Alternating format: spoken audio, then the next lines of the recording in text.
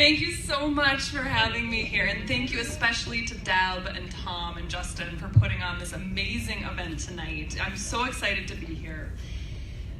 Nearly 10 years ago, I took an oath to defend the Constitution of the United States against all enemies, foreign and domestic. I loved my job with the FBI, and it was truly an honor to protect and defend Minnesotans for those 10 years. But justice only works when it's free from partisan intervention.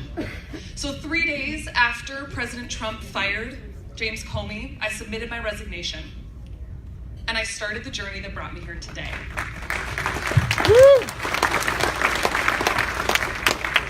After leaving the Bureau, I set out and spent 3 months traveling the 8th District, listening to people from Isanti to International Falls, hearing from our friends and neighbors what they need to restore their faith in the Democratic Party.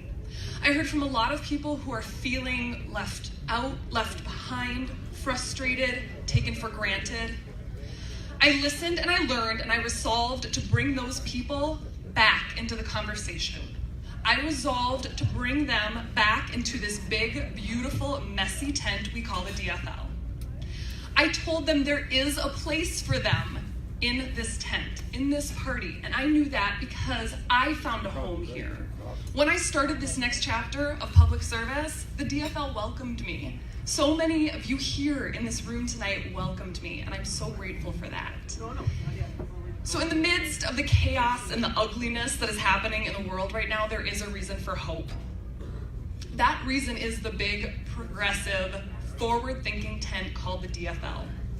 This tent has been home to incredible leaders like Paul Wellstone, Hubert Humphrey, Jim Oberstar. We needed those amazing leaders. We learned from them. They got us here today. We also need to think about the leaders of tomorrow. And as we look to the future, I think about all the people that confided in me these past few months. And I gotta be honest with you, people are scared. People are scared.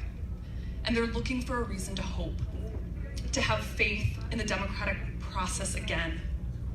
2018 is an opportunity for us to restore that hope. For the country, for Minnesota, for the DFL, for the 8th District. Our neighbors and our friends are counting on us to restore their hope. They need us to elect bold leaders who will carry us into the future. So I'm running to restore that hope, to give them faith again in a system that has overlooked them for too long.